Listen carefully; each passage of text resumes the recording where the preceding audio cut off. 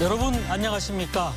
일본 후쿠시마 원전 오염수 해양 방류가 시작되면서 정치권의 여야 공방이 격화되고 있습니다.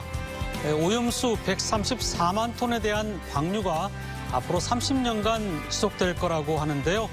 잠시 후 이슈토론에서는 이에 대한 대비책과 함께 정치권 이슈도 짚어보겠습니다.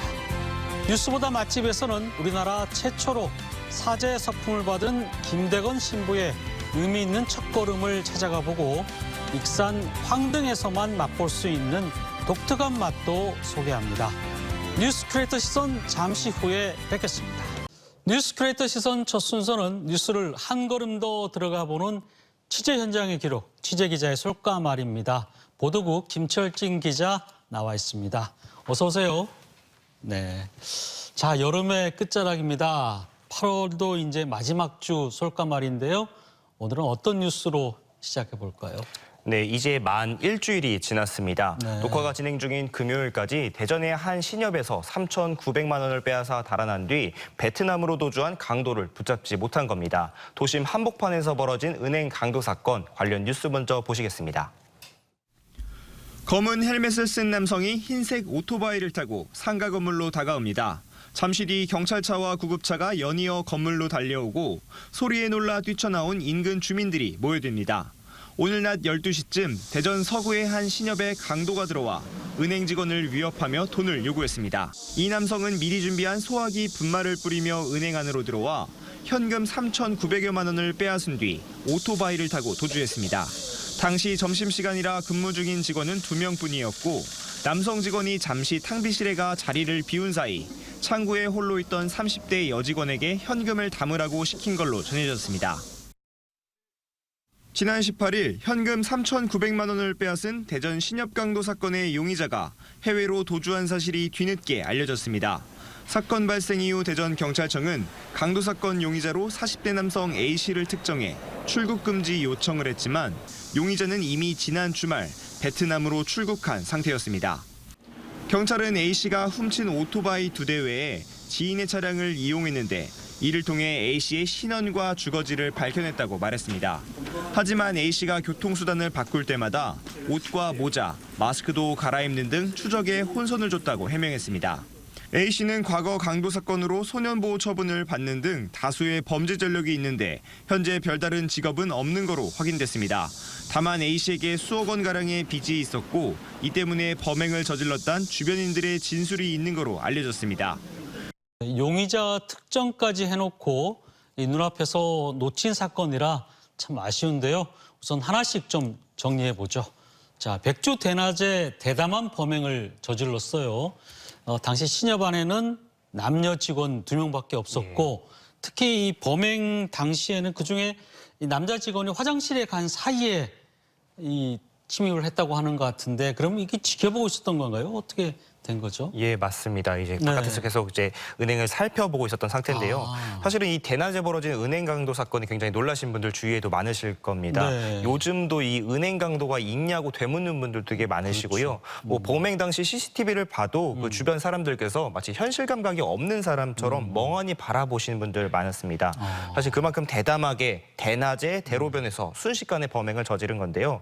하지만 그 대담한 뒤에는 굉장한 섬세함이 있었습니다. 이 청원경찰이 없는 작은 은행을 노렸고요. 또 점심시간이라 직원들이 적은 틈을 탔고 또 그중에서도 남성 직원이 화장실을 가서 여성 직원만 혼자 있는 상태를 노린 겁니다.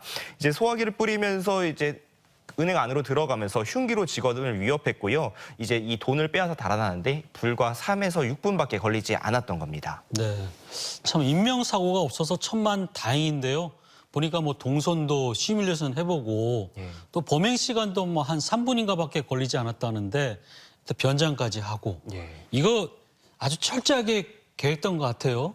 사실은 은행 강도라는 범행 자체가 이렇게 우발적으로 발생하기는 불가능에 가깝고 미리 준비를 할 텐데 이 용의자의 경우는 치밀했을 뿐만 아니라 굉장히 정교했다라는 겁니다. 네. 이 접근하는 방법부터 의상 또 범행 이후의 도주까지 모든 것들이 다 준비가 되어 있었습니다. 그리고 이런 과정들을 이틀 전부터 은행에 접근하면서 어떻게 접근할 것인지 또 어떻게 이후엔 달아날 것인지까지 다 계획에 있었다는 겁니다. 국도변이나 뭐 CCTV 없는 없는 곳만 골라다녀가지고 예. CCTV를 뭐 분석하는데도 굉장히 힘들었다 그런 얘기도 들었고 또 그 사이에 이제 범인이 이제 해외로 도피를 했어요. 예. 이거 어떻게 된 겁니까? 이제 경찰이 용의자를 특정을 했는데 예. 그러고 나서 이제 곧장 이어지는 바로 작업 중 하나가 이 사람이 해외로 못 나가게 막는 겁니다. 그래서 이제 경찰이 해외를 신원을 특정한 다음에 해외를 네. 나가는 것을 막기 위해서 이제 요청을 했는데 이미 나갔다라는 거죠. 그러니까 경찰이 신원을 특정하기 전까지 이 사람은 최대한 시간을 벌고서 해외로 나갔던 건데 먼저 이제 경찰이 이렇게 시간이 지체되면서 수사를 할 수밖에 없었던 게 이 뺑뺑이 수법 때문이었습니다. 이 사람의 동선을 보면요. 처음에 범행을 벌인 뒤 이제 뭐 논산, 금산, 대전 일부러 동선들을 굉장히 복잡하게 엮었습니다. 또 이 와중에 말씀해 주셨던 듯이 이제 그 CCTV가 없는 곳을 갔기 네. 때문에 경찰 입장으로서는 갑자기 사라진 동선을 찾기 위해서 인근 도로 CCTV를 다 뒤져봐야 되는 상황인 거예요. 근데 심지어 이마저도 이제 이동 수단을 바꿀 때마다 의상을 또 바꿨기 때문에 이 사람들이 바꾼 의상에 대해서도 확인을 했어야 됐었던 상황이었었고요. 이런 와중에서 사실은 뭐 지문 하나 무엇 하나 이렇게 뭐 생체 흔적이라도 남기면은 수사에 좀 더 빨리 진행이 됐을 수 있었는데 이 사람이 그런 생체 흔적마저 남기지 않아서 이런 시간 같은 것들이 상당히 지연됐었던 상황이었습니다. 네. 근데 결국 이제 신상이 밝혀졌잖아요. 그죠? 예. 어떻게 밝혀진지도 좀 궁금하기도 하고 이 뭐 하는 사람입니까?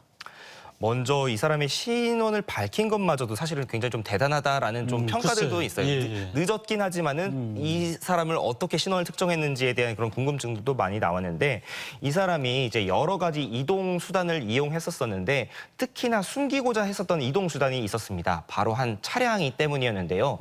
이 차량을 타고 어디론가 이동을 한 다음에 여기서 한참을 걸어서 뭐 자전거를 타고 또 오토바이를 타고 이제 이렇게 범행 장소로 접근을 했었던 건데 이 차량의 존재에 대해서 밝힌 다음에 이 차량을 역추적하다 보니까 이 용의자와 관련 있는 지인이라는 게 이제 밝혀진 겁니다. 이 지인은 당초에 뭐 공범이 아니냐라는 그런 의혹도 제기되는데 지금 경찰 수사에서는 공범은 아닌 걸로 보여지고요. 다만 이 과정에서 용의자의 신원이 정확하게 특정될 수 있었던 겁니다.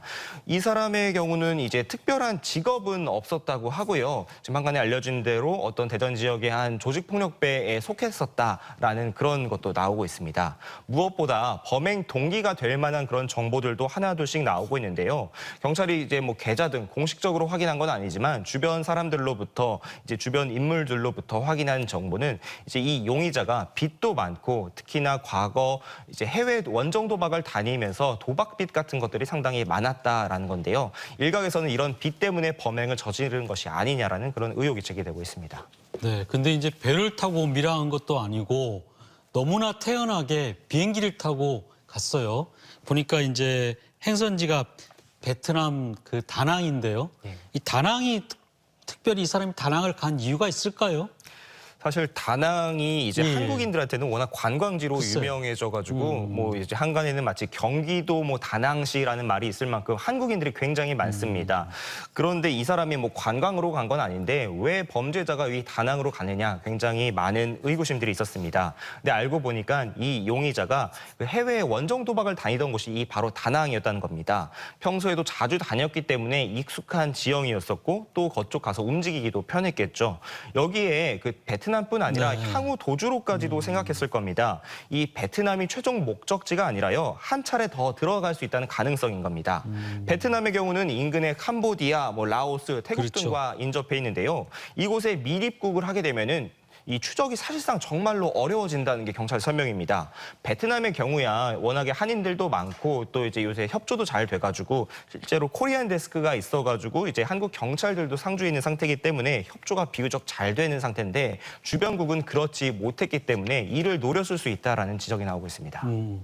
제가 알기로는 우리나라 은행 강도 검거율을 이 뭐 거의 100%라고 알고 있어요. 심지어 국민은행 강도도 맞습니다. 20 몇 년 만에 잡혔지 않습니까? 그런데 이 사람이 노린 게 청원 경찰이 없는 곳, 또 조그마한 신협, 뭐 이런 쪽을 또 놓더라면 앞으로도 어떻게 보면 이런 좀 대책이 좀 필요하지 않을까 싶어요. 작은 점포 같은 경우에는. 예, 맞습니다. 사실 말씀해 주신 대로 정말로 20년 전의 범행도 CCTV도 없었던 상태에 벌어졌던 일을 20년 뒤에 나서도 지금 잡는 그런 현대 사회인데요. 그렇죠. 특히나 CCTV 같은 예. 것들이 워낙 많다 보니까 은행 강도 사건 사실은 굉장히 버리기가 없습니다. 그나마 최근 들어서 발생하고 있는 것 중 하나가 이 청원 경찰이 없는 소규모 은행을 노린다는 점인데요.